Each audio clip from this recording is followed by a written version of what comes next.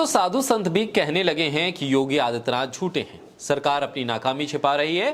जो अभी भी लोग सड़क पर फंसे हैं उनका इंतजाम सरकार को करना चाहिए। साधु संत कह रहे हैं कि जब आपने प्रचार किया तो इंतजाम क्या किए आपने। शंकराचार्य अभिमुक्तेश्वरानंद ने सीधे तौर पर योगी आदित्यनाथ का इस्तीफा तक मांग लिया और योगी आदित्यनाथ को झूठा कह दिया। लेकिन योगी आदित्यनाथ क्या कह रहे हैं? वो कह रहे हैं कि गुमराह कर रहे हैं कुछ लोग। आखिर वो लोग कौन हैं जिनको लेकर योगी आदित्यनाथ कहते हैं कि वो लोगों को गुमराह कर रहे हैं? क्या शंकराचार्य की तरफ इशारा कर रहे हैं योगी आदित्यनाथ? आखिर उत्तर प्रदेश के मुख्यमंत्री को बताना चाहिए कि कौन लोग गुमराह कर रहे हैं और किस तरह से गुमराह कर रहे हैं। क्या योगी आदित्यनाथ उन लोगों की तरफ इशारा कर रहे हैं जिन्होंने एक नहीं बल्कि दो भगदड़ की घटना को छुपाया? भगदड़ की घटना में घायलों की संख्या को छुपाया, मरने वालों के आंकड़े को छुपाया। क्या योगी आदित्यनाथ उन लोगों को गुमराह करने वाला बता रहे हैं जिन्होंने मरने वालों को कूड़े के ढेर में डाल दिया? क्या योगी आदित्यनाथ उन लोगों को गुमराह करने वाला बता रहे हैं जो मीडिया की रिपोर्टिंग में दखलंदाजी कर रहे थे? मीडिया कर्मी जो अस्पतालों में मृतकों के परिजनों से बात करने गए, उन पर एफआईआर की धमकी दे रहे थे, क्या उन लोगों को योगी आदित्यनाथ गुमराह करने वाला मान रहे हैं?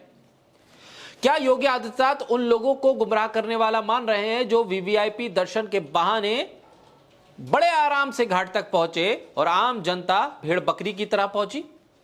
योगी आदित्यनाथ किन लोगों को गुमराह करने वाला बता रहे हैं?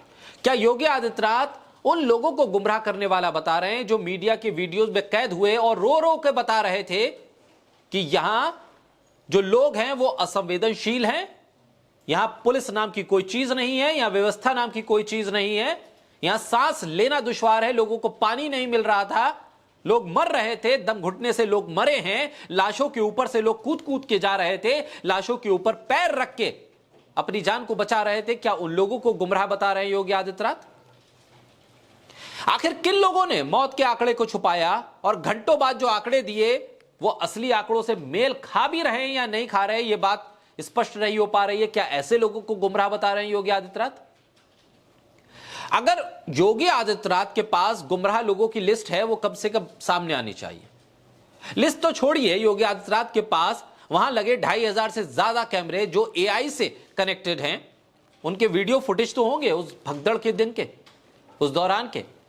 उसे जारी करना चाहिए था, बताना चाहिए था कि यह हुई थी भगदड़ जिसका बवाल खड़ा कर दिया मीडिया ने या विपक्ष के लोगों ने।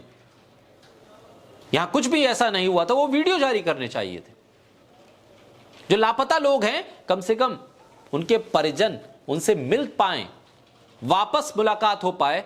इसके लिए क्या इंतजाम किए सरकार ने? किस तरह के इंतजाम किए?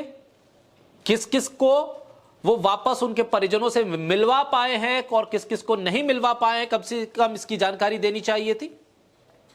सोशल मीडिया पे कुंभ की तैयारी और कुंभ के हालात को लेकर जो सोशल मीडिया अकाउंट्स बने हैं उन पर कम से कम उन लापता लोगों के बारे में डिटेल जारी करनी चाहिए थी।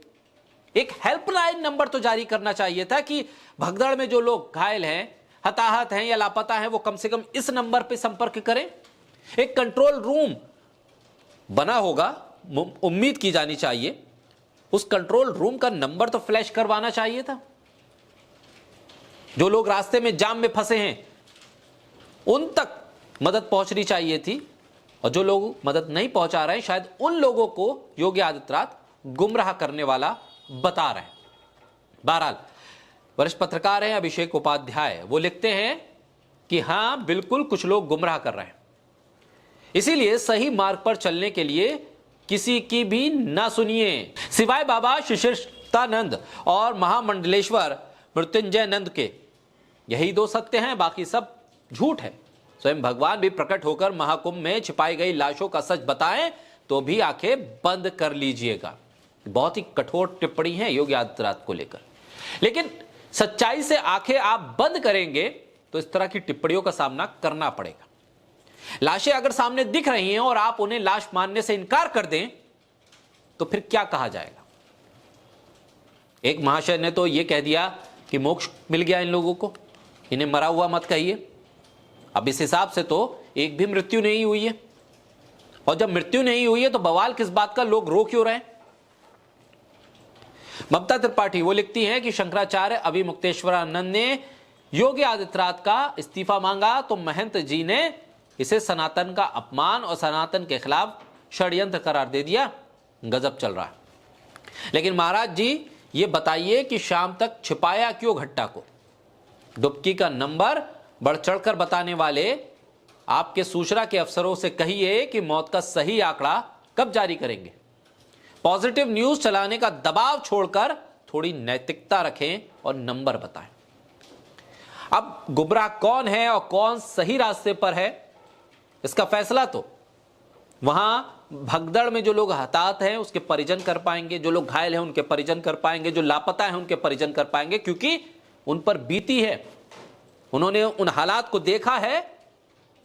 उस घड़ी में वो लोग वहां पर असहाय अपने आप को महसूस कर रहे थे। तो सही अंदाजा, सही मापदंड, सही तराजू तो उनके पास होगा। बहरहाल देख रहा होगा कि आने वाले वक्त में मौजूदा सरकार और महाकुंभ का प्रबंधन देखने वाली कमेटी कब तक सही आंकड़ा दे पाएगी या नहीं दे पाएगी, और फिर जो हताहत हुए हैं, जो घायल हैं, उनको किसी तरह की आर्थिक मदद की घोषणा की जाती है या नहीं की जाती। बहरहाल सरकार पर नजर है और महाकुंभ की तैयारियों को लेकर जिस तरह से अब आकलन हो रहा है और मीडिया रिपोर्ट कर रहा है, आने वाले वक्त में चुनौतियां बढ़ेंगी और देखना होगा इन चुनौतियों से कैसे सरकार पार पाती है।